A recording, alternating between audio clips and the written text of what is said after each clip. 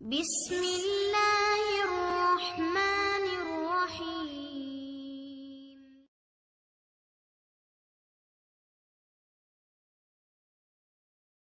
আসসালামু আলাইকুম। পবিত্র কোরআনের আলোকে মেরাজ সংক্রান্ত হাদিসগুলোর মধ্যে লক্ষ্য করলে বোঝা যায় যে 50 ওয়াক্ত থেকে 5 ওয়াক্ত সালাত সংক্রান্ত অনেক হাদিস আছে।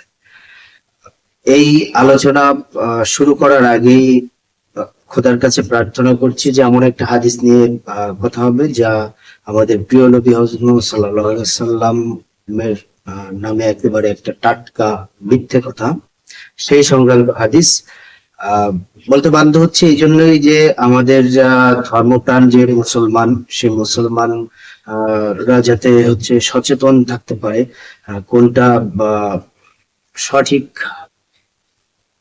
বক্তব্য, কোনটা ভুল বক্তব্য, সেই কারণে। এবং আমাদের নবী করিম সাল্লাল্লাহু আলাইহি সাল্লামের নামে যে নানান রকমের বাজারজাত যে অনেক কিতাব, সেই সম্পর্কেও যাতে সচেতন থাকতে পারে যে 50 ওয়াক্ত থেকে 5 ওয়াক্ত সালাতের যে আলোচনা, সেটা আমরা দীর্ঘদিন শুনেছি। এমনকি সেই 10 টাকার লটারির মতো 10 হাত পানির নিচে গেলেও কানে বাজতো যে 50 ওয়াক্ত সালাত ছিল, সেইখান থেকে 5 ওয়াক্ত সালাতে এসে দাঁড়িয়েছে, সেই বর্ণনাও আছে। সেই হাদিস বর্ণনার আগে কোরআনের দিকে কিছু দৃষ্টি দেব।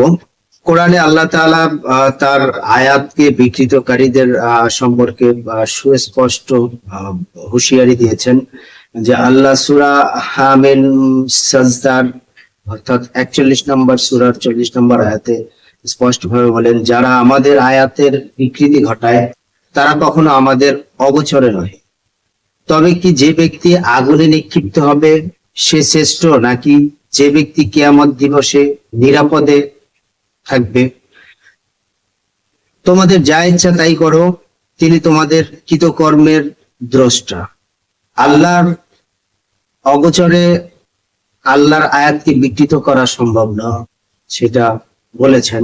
এবং যে ব্যক্তি আগুনে নিক্ষিপ্ত হবে সে শ্রেষ্ঠ, নাকি কিয়ামত দিবসে যে নিরাপদে থাকবে সে শ্রেষ্ঠ।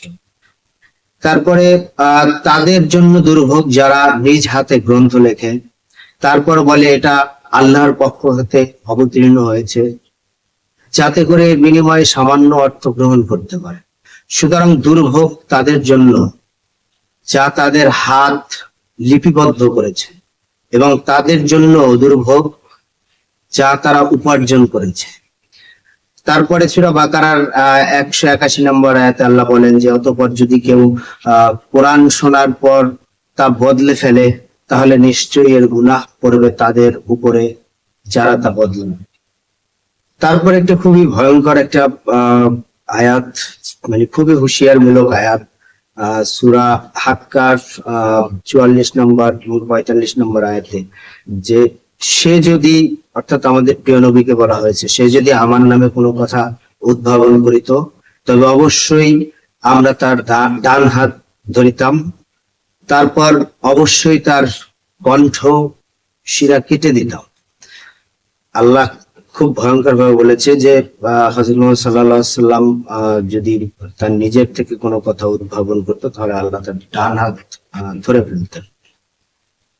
এরপর সেই টাটকা মিথ্যা হাদিসটি শুনি। হাদিসটি অনেক বড় লম্বা, তো এই হাদিসটি আমরা মানে সচরাচর শুনেছি, এবং এখনো মানুষ সেই 50 ওয়াক্ত থেকে 5 ওয়াক্ত সালাতের সেই যে মেরাজের যে ঘটনা, সেই ঘটনার মধ্যে এখনো মানুষ সীমাবদ্ধ আছে।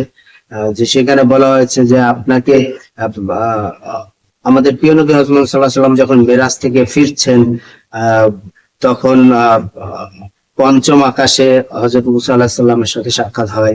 মুসা আলাইহিস সালামের সাক্ষাতের পরে তিনি বলেন যে আপনাকে কি প্রদান করা হয়েছে? তারপরে 50 ওয়াক্ত সালাত প্রদান করা হয়েছে। মুসা আলাইহিস সালাম আবার তাকে কমিয়ে আনতে বলেন, যেটা বান্দার জন্য বোঝা হবে।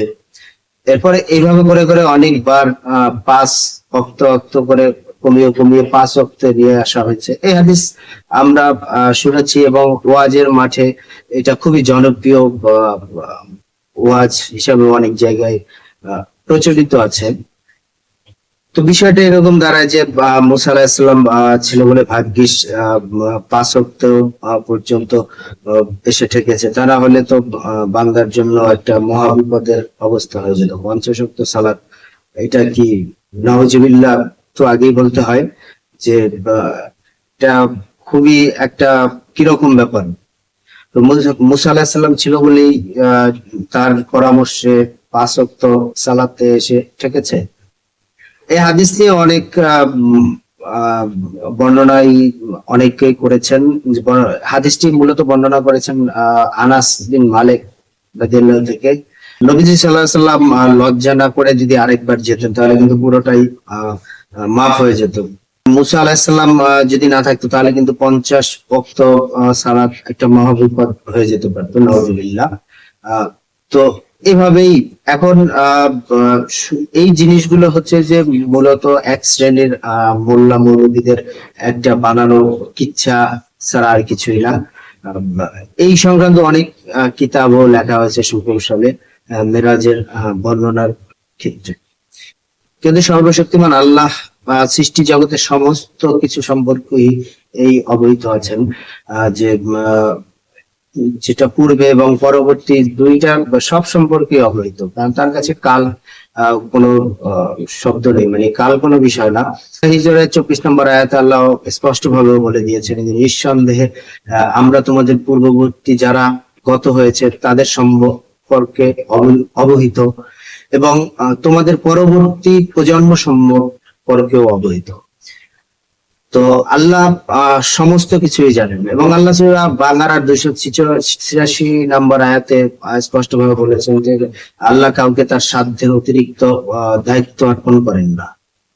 দুটি আয়াতের দিকে দেখলে এখন প্রশ্ন ওঠে যে আল্লাহ সকল কিছু জানেন এবং বান্দার উপর যে অতিরিক্ত বোঝা বা দায়িত্ব চাপিয়ে দেন, যে প্রশ্নটা স্বাভাবিক কারণে আসে যে মহান আল্লাহ কি জানতেন না যে তার বান্দার জন্য 50 ওয়াক্ত সালাত বোঝা হতে পারে, নাউজুবিল্লাহ, যার জন্য আল্লাহকে এই ভুল সংশোধন করতে হয়েছে, নাউজুবিল্লাহ। এখানে প্রশ্ন চলে আসে যে মহান আল্লাহ কি জানতেন না যে তার বান্দা আর জন্য 50 ওয়াক্ত নামাজ বোঝা হয়ে যাবে, যার জন্য আল্লাহকে বারবার সেটাকে সংশোধন করতে হয়েছে, নাউজুবিল্লাহ। এবং এই ভুলটা ধরিয়ে দেওয়ার জন্য তারই অনুগত দুজন সম্মানিত বান্দা সেই ভুলটা ধরিয়ে দিয়েছে, এটা চিন্তা করা দুরূহ ব্যাপার। এভাবে আরো অনেক আয়াত আছে, আল্লাহ সুস্পষ্ট ভাবে বলেছেন যে তুমি কি লক্ষ্য করো না যে আকাশমণ্ডলীয় ভূমণ্ডলে যা রয়েছে তারা এবং উদীয়মান বিহঙ্গকুল আল্লাহর পবিত্রতা ও মহিমা ঘোষণা করে, সকলেই নিজ নিজ সালাত ও তাসবিহ ঘোষণার পদ্ধতি সম্পর্কে জ্ঞাত এবং তারা যা কিছু করে আল্লাহ পুরোপুরি অবহিত। সুস্পষ্ট ভাবে বলেছেন যে একেবারে স্পষ্ট যে সৃষ্টিকুলের মানব জাতি সহ সমগ্র জাতিকুল তাদের যে নিজ নিজ ইবাদত অর্থাৎ তাদের যে সালাত বা তাদের যে তাসবিহ পাঠের যে পদ্ধতি সেই সম্পর্কে উত্তম রূপে জ্ঞাত, অর্থাৎ তারা সেই সম্পর্কে স্পষ্ট ভাবে জানে। ইবাদত সংক্রান্ত সমস্ত কিছু মহান আল্লাহ তারা তার কর্তৃক নির্ধারিত করে দিয়েছে। সূরা নূরের 41 নম্বর আয়াতে বলেন তুমি কি লক্ষ্য করো যে আকাশমণ্ডলীয় ভূমণ্ডলে যা রয়েছে তারা উদীয়মান বিহঙ্গকুল আল্লাহর পবিত্রতা ও মহিমা ঘোষণা করে, সকলেই নিজ নিজ সালাত ও তাসবিহ ঘোষণার পদ্ধতি সম্পর্কে জ্ঞাত এবং তারা যা কিছু করে আল্লাহ পুরোপুরি অবহিত। আয়াতে স্পষ্ট বলে দিয়েছেন যে সৃষ্টিকুলের মানব জাতি সহ সমগ্র জাতিকুলের যে নিজ নিজ ইবাদত তথা সালাত তাসবিহ পাঠ পদ্ধতি সম্পর্কে সবাই অবহিত এবং সবাই জানে। ইবাদত সংক্রান্ত সমস্ত কিছু মহান আল্লাহ কর্তৃক নির্ধারিত, তিনি পুরোপুরি অবহিত রয়েছেন যে কে কি করছি এবং মানে সমস্ত কিছু সম্পর্কে অবহিত। সূরা হজের 66 নম্বর আয়াতে বলেন আমরা প্রত্যেক জাতির জন্য উপাসনার পদ্ধতি নির্ধারণ করেছিলাম, যার উপর তারা কর্মরত রয়েছে। সুতরাং তাদের এই ব্যাপারে আপনার সাথে মোটেও বিবাদ করা উচিত নয়, এবং আপনি আপনার প্রতিপালকের দিকে আহ্বান করুন। নিঃসন্দেহে আপনি হেদায়েতের সরল পথের উপর রয়েছে। এখানে প্রত্যেক জাতির জন্য, প্রত্যেক নবীদের জন্যই ইবাদতের হুকুম আলাদা আলাদা, এবং প্রত্যেকটা জাতির জন্য আকাশমণ্ডলী, ভূমণ্ডলী করে সবার জন্য ইবাদতের আলাদা নির্দেশনা আছে।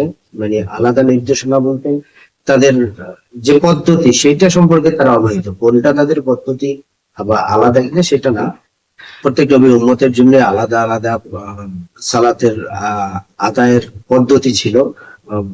এবং এমনকি আমাদের নবী করিম সাল্লাল্লাহু আলাইহি সাল্লামের সময়ও কিবলা কিন্তু বাইতুল মুকাদ্দাস ছিল, সেটা আমরা সবাই জানি, যেটা পরবর্তীতে হচ্ছে যে মক্কায় স্থানান্তরিত করা হয়। তো এভাবেই এখন হযরত সাল্লাল্লাহু আলাইহি সাল্লামের সময় 5 ওয়াক্ত সালাত নির্ধারিত ছিল, এবং কিয়ামত পর্যন্ত এটা বলবৎ থাকবে, এই ধারণাই। তো এখন যারা হচ্ছে যে 50 ওয়াক্ত সালাতের যে বর্ণনা দিচ্ছেন, তাদের জন্য আল্লাহ সুস্পষ্ট ভাবে অসংখ্য আয়াত আছে, অন্তত 2 থেকে 3টা আয়াত আছে যে আল্লাহ বলেছেন যে আমি তোমাদের জন্য রাতকে করেছি বিশ্রামের জন্য। আবার অনেক আয়াত আছে যে তোমরা রাতে বিশ্রাম করো, দিনে জীবিকার জন্য বের হয়ে যাও। রাতকে বিশ্রামের জন্য বলেছেন, অসংখ্য আয়াত আছে। রাতে তোমরা বিশ্রাম করবে।